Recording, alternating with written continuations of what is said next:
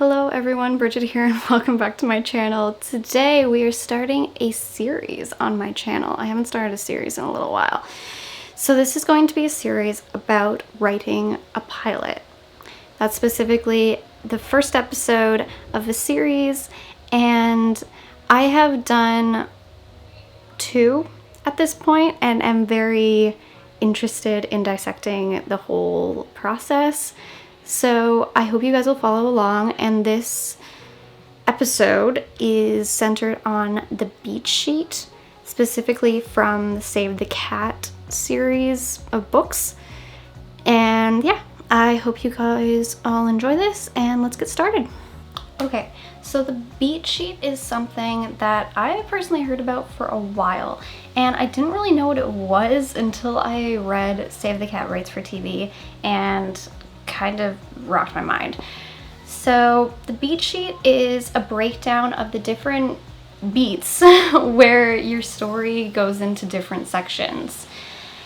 I first got kind of confused by this when I downloaded Final Draft, which is the big script writing software, and there's a beat sheet section. So I want to break down what the beat sheet is and specifically the sections of it.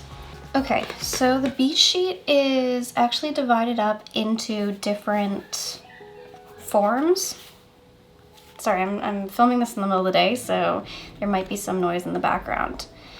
There are single scene beats, and then there are overall multiple scene beats. I'm going to go through the multiple scene beats first, and then I'll move into the single scene beats. So the first beat that we have is setup. And this is when, like this title suggests, you set up everything. This is when you introduce your characters and the world is set up. So yeah, that's pretty self-explanatory. Next up is debate. This is when your characters are faced with the change in their environment and are forced to deal with it. Next, you have the B story. This one is usually tied to the theme and deals with a romance or a different character of some kind that will become important later. Next, you have fun and games. This is usually the stuff that you see in the trailer and is really when things start to kick off. And then we have bad guys close in. This is when your antagonists or the opposition are starting to become a real threat. You have Dark Night of the Soul. This usually comes in right after some kind of tragedy or loss.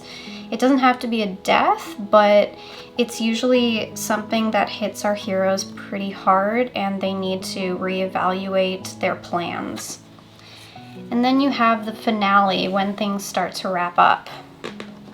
Okay, so we're gonna put those aside and we're gonna look at the single scene beats. So first we have the opening image. This takes place during the setup and is some kind of introduction to the main theme. Next we have theme stated. Sometimes this is a person outright saying the theme or it being demonstrated very obviously. Next up we have the catalyst, and that is, hence the name, it's very much the event that sends our heroes into the conflict of the series and the pilot. Like it starts off everything. Then we have break into 2. This is when our heroes are forced to deal with the events of the catalyst and make their decision of how to deal with it. And then we have the midpoint. This is when things start to escalate, and usually when our heroes are faced with a different dilemma and forced to face the reality of their new environment. We have All is Lost.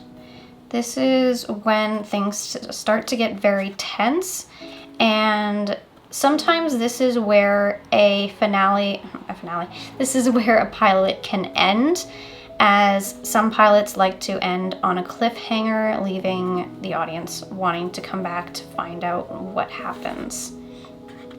They can also end at break into 3.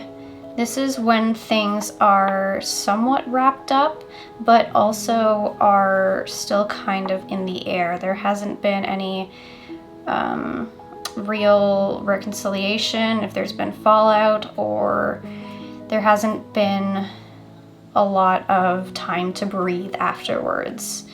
And then we have the final image. This is just like the opening image and looks at what's gonna happen. I would advise writing a season 1 beat sheet for every main character in your show, especially if it's an ensemble cast. You want to know what they're all doing at different points, and as well as the antagonist, because you need to know what they're doing as well.